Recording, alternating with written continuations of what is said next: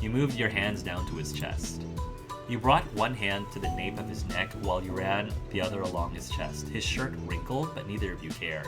His body was firm to the touch. I mean, he's dressed really nicely. I mean, that's a weakness of mine. Very, as I said, a well-dressed young man that I'm dating. He kissed your ear long enough to heat it up and down to your jawline, letting the warmth spread while you touched him. You kissed his lips, oh wow, I can do a lot of things. You kissed all over his face. You moved your face over to his cheek and gave him a nice smooch. You smiled and then planted another on the tip of his nose. You kissed across his forehead, moved on to gently brush your lips against his eyelids, and then the corners of his mouth. He made small pleased noises and wrapped his arms around your lower back. He pressed himself even closer against you. You pressed him up against the wall. Then you stepped forward with a purpose and pressed your hands up against his shoulders. You kept walking. His eyes widened, but he let you lead him, stepping back at the prompting. Cove squeaked, then when he made contact with the wall. You stared up into his flushed face. Cove's body was tense, being in such a position, but you knew with complete certainty that it wasn't in a bad way.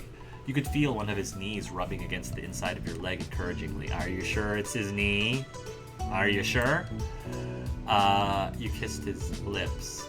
You kissed his neck. I'm being very teasing about this. You nuzzled up against it. This is getting hotter and heavier than I thought it was gonna be. About a moment called charity. Cove's getting a lot of charity now, that's for sure. You nuzzled up against him. You could hear his breathing pick up. You kissed across the exposed part of his neck. He made a quick gasp and let it out as a long sigh. Now, I'm sorry, I apologize to everyone. This is an inappropriate joke, but with a moment like charity, with a moment called charity, does Cove prefer to give or to receive? I'm just curious. I don't think the game is gonna go there, but it just crossed my mind. You nuzzled up against him. You could hear his breathing pick up. You kissed across the exposed part of his neck. He made a quick gasp and let it out as a long sigh. While you busied yourself over his neck, he reached down to stroke your thighs slowly. Oh wow, now Cove's actually getting into it. You ran your hand. You kissed his lips. You began to pull Cove into a kiss, and he welcomed it. Both of his hands cradled your head gently. He was full of sweetness for you, and eagerly you took it. You only separated when you needed air. You huffed, getting oxygen back into your lungs, all the while grinning at your boyfriend. Cove beamed at you and then kissed you back once more, a brief but solid stamp of his affection. You ran your hand through his hair. You stayed close to him and used one hand to comb through his hair. He leaned into your hand when your fingers got deep into his strands. Cove tilted his head and brought his mouth to yours. Your lips delicately touched, too brief and slight to be a true kiss, but enough to be exciting. The slight touches were there because he was also using his mouth to mumble something, although you couldn't make out any clear words. You grabbed... I'm going for it. You grabbed his butt. You slid your hand down his back, skimming the muscle underneath. You could feel them tightening the lower you got. You paused at the base of his spine, fingers tapping with intention, but giving him time to voice disagreement with your course of action. He did quietly murmur something. It's okay. I don't mind. I mean, it's not just that. I want you to... He couldn't muster the last words, but still feeling validated, you let your hand cup his butt and squeezed it. Cove took a sharp breath. On. His voice was laced with embarrassment, but not dissatisfaction. Then Cove carefully rested his hands on your shoulders and looked away. He took a few deep breaths as he kept you there. You could tell he was as worked up as he could manage for tonight. That was all right. You were feeling rather satisfied too. You smiled a little and tried to slow your own racing heart. You couldn't help thinking about how happy you were to be with him, how you were certain you wanted to spend your life with him, and you told him as much. Yeah. I hope we get to spend our whole lives together. Cove's expression crumbled again. He wasn't able to tramp down the newest wave of emotion. His eyes watered once more, and he took a few heavy breaths. I hope so too. We could be together always, have a place of our own. And a kid, and kids, also pets, also a pet, with just the two of us. No, we're doing kids. We're having kids. And kids, also pets. Do you think so? His eyes widened at the picture you were painting. Cove seemed more than a little overwhelmed. Being a dad, the idea of it intimidated him. I don't know, I wanted to be a dad for a while. Like, not once I was financially stable, but even as a younger child, even as a child, I envisioned myself eventually growing up and having a family, being a dad. That for me was like a no-brainer. Which is why when I realized that I was gay, when I was slowly realizing I was gay, I was so upset because I could see that vision for myself like fall apart. Because as a gay kid, I didn't think I could have that. I didn't think I could have what I was aspiring, envisioning to have. But now I'm living the life now with a husband and kids and a great job, and like I said, I'm working on the pets part. But maybe once the kids are old enough to take care of said pets, because I don't want to take care of 2 kids and pets. Are kids something you'd ever be alright with? Cove wasn't able to find the words. Instead, he squeezed his eyes shut and nodded resolutely. Your heart lifted. He was anxious, but he wanted a family with you. You felt warm being able to talk about this openly. You liked to imagine the life you could have together, and now you could do it with him. He rubbed at his scarred arm bashfully. You know, I thought having to grow up for real was going to be so hard. I didn't know if I even could, but well, maybe it won't be that impossible. So... I mean, I better make sure it's not, huh? I'm looking forward to it. Finally, he was able to laugh softly. The tears were nothing but salty remnants on his cheeks. He brightened up as if finally able to process the absolute joy of tonight in full. You felt good too, and took a little more time together to simply exist in the new dynamic you had stepped into. Cove looked into your eyes with a soft, slightly shy expression. There was hope in his smile. Do you want to go to the hill with me? I bet there's still fireflies. You shook your head no. Maybe another night. It's too late. You nodded yes. Cove brightened. He was practically bouncing at the thought of a secret excursion before he suddenly became bashful. So how should we leave? We could just try the door. We don't have to do the window thing, but maybe that'd bother your family? You both chuckled at how awkward it would be if your mom's worst, Liz, saw you going on a midnight firefly catching trip. You'd be sure to avoid that. But you wanted to use the front door. You could leave from your window. Let's go through the window. Cove nodded understanding. You grabbed some shoes and readied yourself for an adventure. You were glad that there was no way you'd run into another soul outside. Cove would be way overdressed and you were still in your jammies. You let Cove go first. He stepped back on the ledge as you carefully followed. He shuffled along and soon you reached the garage. You planned to use the fence from there to reach the ground. Cove jumped to the garage, then the fence, and lowered himself down. It was easy for him. He leaned against the fence and projected hushed words up to where you were waiting. Are you okay? Do you want help? You nodded yes. You got to the edge and let Cove spot your descent. He grabbed you about halfway down and brought you to rest firmly on the ground. There we are. Beautiful. Just like from way many years back then. Cove gave you an encouraging smile, but neither of you risked speaking yet. You briskly snuck behind the house and up to the old white poppy hill. And Cove was right. The entire hill was lit up, insects twinkling here and there with their pale yellow light. Cove let out a contented sigh, finally able to relax in full. He strode further up the hill to better enjoy the view. You walked along as well, letting yourself be surrounded by the twinkling display. Then, without warning, Cove plopped up to his back. He paid no mind to smacking his formal attire in the grass. He put an arm under his head and stretched the rest of his limbs out. He was clearly getting quite comfortable in the dirt there. You kept standing. You sat down. You lay down in the grass. You sat down first and then fell back. You could see the stars when you looked up at the night sky. Then you snuggled against Cove. Then you wrapped an arm around Cove. You enjoyed your space. No, then I snuggled against Cove. He was warm in contrast to the chilly ground. Cove cuddled closer in turn, tucking his arms up near your shoulders. I wonder if Dad will be mad about the grass stains. He tugged at the collar of his shirt. He didn't sound concerned, just idly curious. Maybe you should figure out how to clean it before he finds out. His smile bent a little and went a little silent between you. The only sounds were the rustling of bugs and the breeze and the faraway crashes of waves on the sea. You couldn't help but reflect on what happened only a brief time earlier. Between this and your room, this almost felt like a different world. Was it even real? What happened between you two? You could almost be convinced it wasn't, and that you never had actually stopped dreaming. You stole a glance at Cove. He caught you and blushed, though that little reddening reassured you. Cove remembered same as you. what you had was real. You continued watching the fireflies. You wanted to catch some fireflies. You asked Cove if he wanted to catch fireflies. You challenged him to a rolling race down the hill. You asked Cove to dance with you. I'm gonna ask Cove. We already danced a lot. Do you want to catch fireflies? We should catch fireflies, don't you think? Cove turned his head towards you with a bent grin. I think that sounds like a plan. Just like old times. It's symbolic. You smiled at each other and Cove rolled his fancy sleeves up. Then he clambered up to his feet, full of bug-catching enthusiasm. You got up and brushed off your clothes. A pesky blade of grass tried to stay stuck to your neck, to your back. With simultaneous nods of your heads, you both ran around the hill trying to take hold of the flying creatures. Every so often, one of you would succeed. Like the children you once were, you would race over to the other to show off your catch. What had actually changed? The fireflies were as bright as ever, and you laughed together the entire time.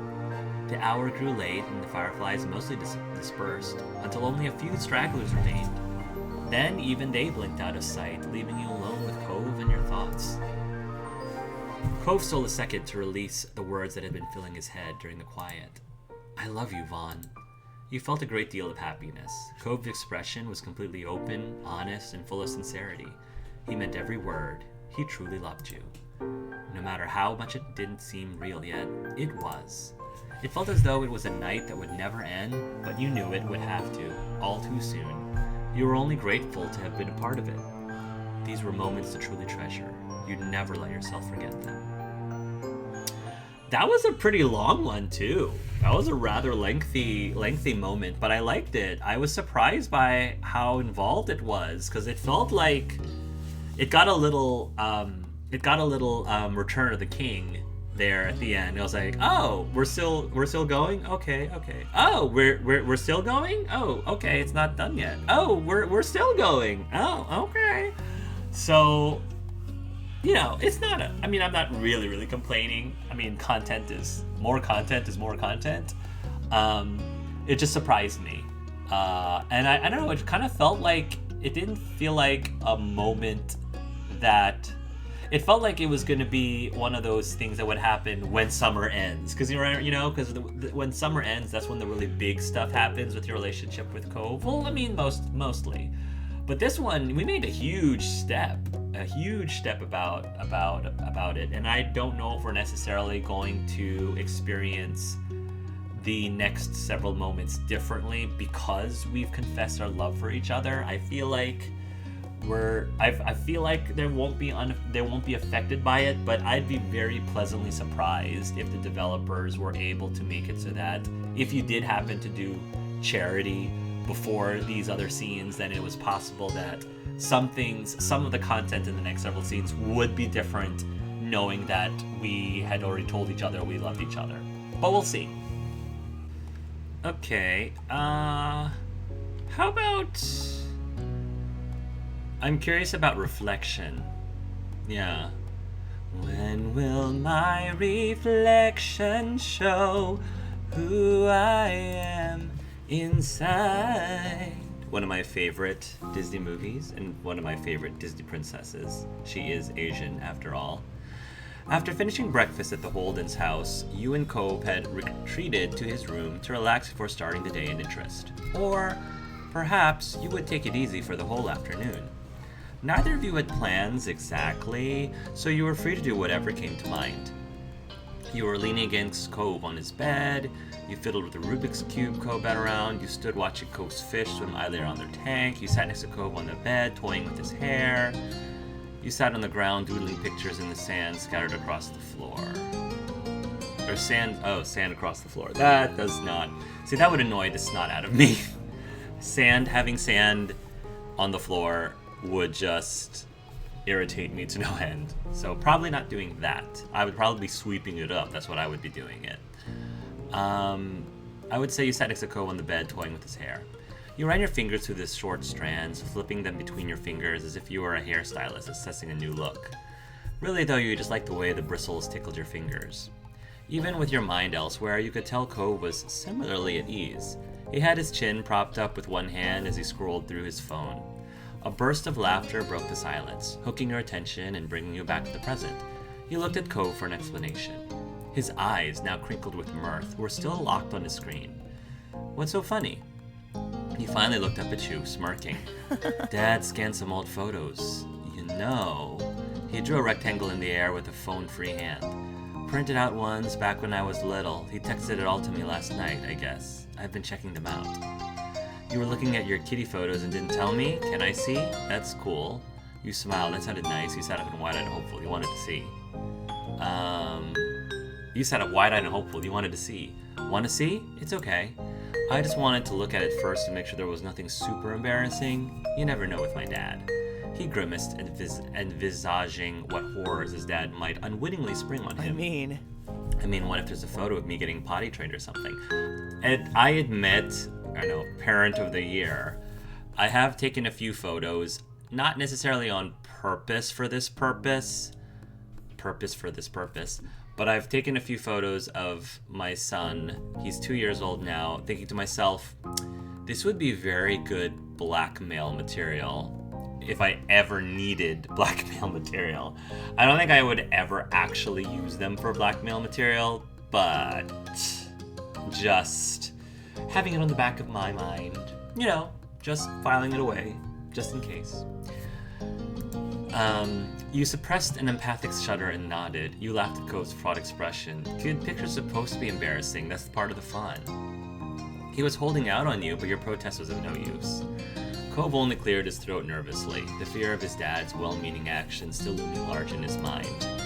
Anyway, before we forget, I was laughing because I came across a Halloween one from when I was 8, the year I was a zombie, remember? Ooh, sweet! So, as of this recording, Halloween was just a few days ago. 3 days ago was Halloween, so this is actually pretty well timed. He shook his head, grinning wryly while holding the phone out to you. Wow. I never even liked zombies. All I wanted was to show off my new scar, and it needed to be something scary. I couldn't be a normal person who has a scar, according to my 8-year-old mind.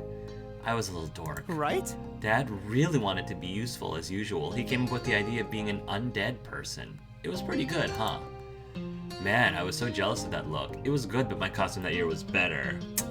Liz was so grossed out and Shiloh was terrified. I remember you getting lots of extra candy when adults realized the scar was real. It was hard making you see your arm like that. I don't remember. I remember you getting a lot of extra candy when adults realized the scar was real. It must have been your greatest Halloween haul ever. Cove chuckled at your reply. I can't believe how much larger my scar used to be.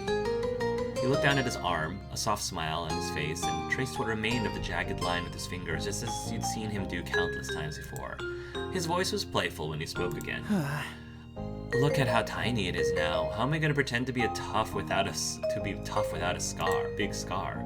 Cove, you've never fooled anyone. You were relieved that he accepted and even liked his scar. It's a definite blow to your street cred. It still looks cool. You better not do anything stupid to get a new scar, you joked. You sighed in a long-suffering way. You better not do anything stupid to get a new scar. No matter how much you like them. I won't. Cove smiled bashfully, pleased with his joke, and ducked to his head to look away from you. His fingers were still tracing the scarred patch of skin. I really do like having this, even if it is kind of little these days. His voice was shy, like he was setting you in on a big secret. So, I actually have a scar. It's a circular scar, to be perfectly honest, and it's on my foot. A circular scar that's on my foot. Do you have any guesses as to what the scar is from? I'll give you a hint. It's heat related. It's a heat related scar. So, what happened was, I feel like this was when I was, maybe even before I started elementary school. Maybe I was like 4 years old or something. And my parents were deep frying something. They had this big, deep fat fryer, that you would normally, it has the little box, rectangular, wire mesh thing, sort of like the things you see at McDonald's when they're frying the French fries. So anyway, it was very big and large. I remember vividly how it looks like. And I think one day I got too close to it when it was particularly hot and active, like a lot of oil was kind of flying out. and a large, by large I mean like yay big of a drop, a large drop or gob of hot scorching oil fell out and landed right on my foot, and it hurt like a mofo. It hurt pretty darn bad, and even to this day, many years later, I still have a small circular looking, it's hard to describe, but scar on my foot because of that. So scars, every scar has a story, you know. And mine, fittingly, is a cooking related scar, fittingly. His voice was shy, like he was letting you in on a big secret. Cove turned back to face you fully, finally letting go of his scar. He was happy. That mark was a part of him and clearly held meaning for a Cove. Reaching over, you laid a reassuring hand on his arm and where the scar was. Could I touch your scar? You smiled back him. I'll put reassuring touch. You cupped his arm with your fingers carefully as your thumb ran down the outline of his scar. Along with the roughest tissue of the scar, you could also feel goosebumps on his arm. Cove let out a choked breath, a dizzied smile playing out on his face. It was evident that he liked the feeling. You held his gaze. You lifted his arm up to kiss the scar. Your hold shifted so you could bring his forearm to your face. Cove quietly gasped when you realized what you're doing. You tenderly kissed the old wound that marked him. Cove squeaked at the feeling of your lips on him, and in that spot in particular, but his expression was overwhelmingly one of adoration. Cove couldn't stay still and reached for you himself with his free hand, his fingers brushing against your cheek. He leaned forward, eyes gleaming. You automatically began to match his movement, pulling near to him. His cheeks burned red as he closed the gap between you, his mouth gently beating yours. You held onto his arm like a lifeline as you kissed him back, briefly worried that you might drown in the depths of your feelings. Then you opened your eyes, meeting Cove's, and knew that the feeling was mutual. He laid his forehead to rest against yours. You felt his hot breath tickling your face.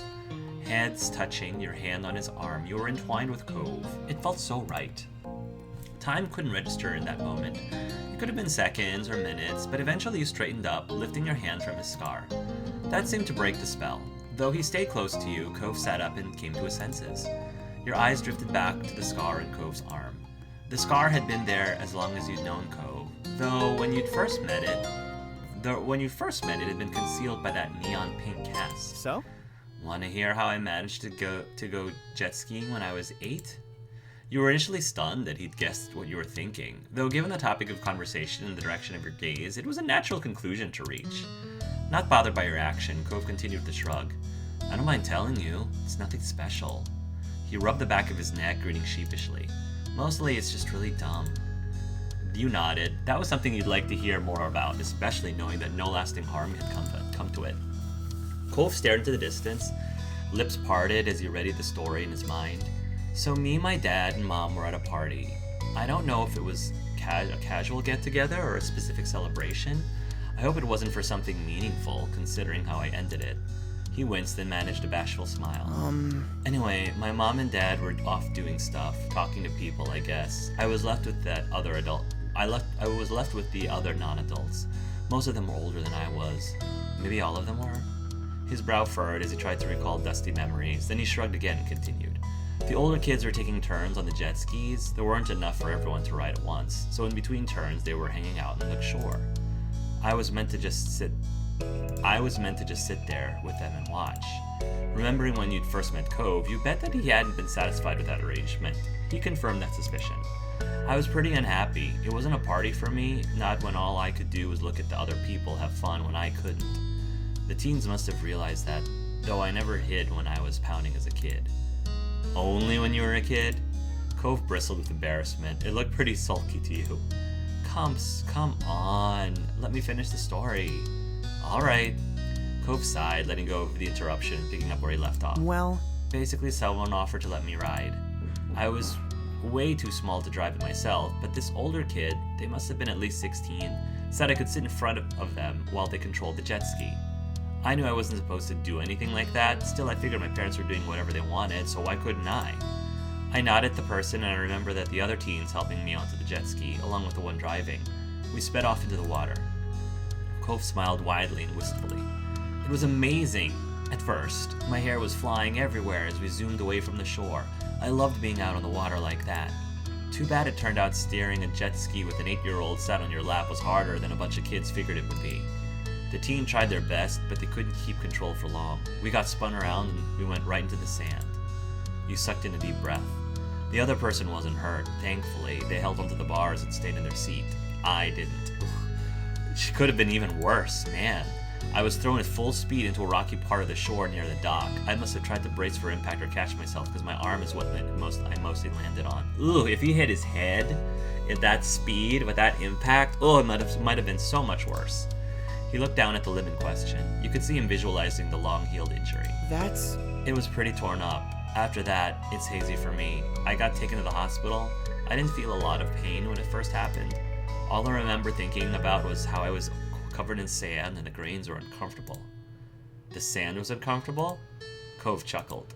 I know, right? I did start feeling my arm later. It definitely hurt eventually. The doctor said my arm was broken, along with being torn open. That's how I ended up getting my pink cast. He smiled nostalgically. That color, it seemed just nice and happy at the time. It brightened the mood, so I picked it. The smile faded. He finished the story with a sigh, his eyes downcast. I feel bad I did any of that. I hope whoever that teen was, they weren't traumatized by seeing a little kid go flying to the ground. They were just trying to do a nice thing. Cove threw arms out to the side dramatically. I wish I knew who they were so I could give them a call and say I'm still in one piece. Oh, okay, I see what this scene's gonna be about, what this moment's gonna be about. Interesting. But yeah, that's the full story. I'm glad you were both okay in the long run. I'm really sorry that happened. You laughed at what terrible idea it had been. How could you be so reckless? You didn't know how to react. As a parent, this would be my gut reaction, but at that age, I would not have had this reaction. I'm so glad you were both okay in the long run. That's the important thing. Cove sighed again, the regret written plainly on his face. Well, I'm glad that you were both okay in the long run, and that you hopefully have used it as a learning experience. That's the most important thing. Two most important things. One, that you're okay in the long run, and two, you use it as an opportunity to learn so that you can avoid being in the situation or a similar situation like this later. That's the second most important thing. Cove sighed again, the regret written plainly on his face. It was a failure, that's just the truth. He smiled flatly. What doesn't kill you makes you stronger. But to my credit, I think I've grown a lot since then. Wait. Cove's eyes went completely wide. Suddenly reinvigorated, he seized his phone and tapped away at the screen. What's up? I knew it. You weren't sure that he'd heard you, but he set his phone down and turned to face directly to you. His face was resolute. Though the glow of the screen was no longer reflected in his eyes, they seemed to sparkle even brighter than before. Vaughn, we're adults. We can decide things for ourselves now. You only realize that now? Okay. Where is this going? This can't be going anywhere good. I like where this is headed. You explained to him further. Where is this going? The age requirement to rent a jet ski in California is 18. We could totally do it. No. I'm not. Me and water? No. This is where me and Cove are incompatible. Let's use our adult powers for a jet skiing adventure. You want to break another bone? There are more exciting things adults can do. You were silently shocked. I'll say, you were silently shocked. There are more exciting things adults can do. You want to take a break? You can do it all you want. I'm not doing it. I'm gonna stay at the sand because me and deep water do not mix. No. Cove pouted, his lower lip jutting out, which did back up what he said next. If we were actually dating, if Vaughn is supposed to be a personification of me, he would know that I would not be interested in that. He would know that's not a Hark or Vaughn thing. Come on. I'm not a little kid. You don't have to worry. It's not about you. It's about me. It's nothing to do. You can jet ski all you want. I'm not. Within a moment, COVID recovered and turned to his serious expression from before. I'll be careful, and I really want you to be there when I try again. Please. No. No.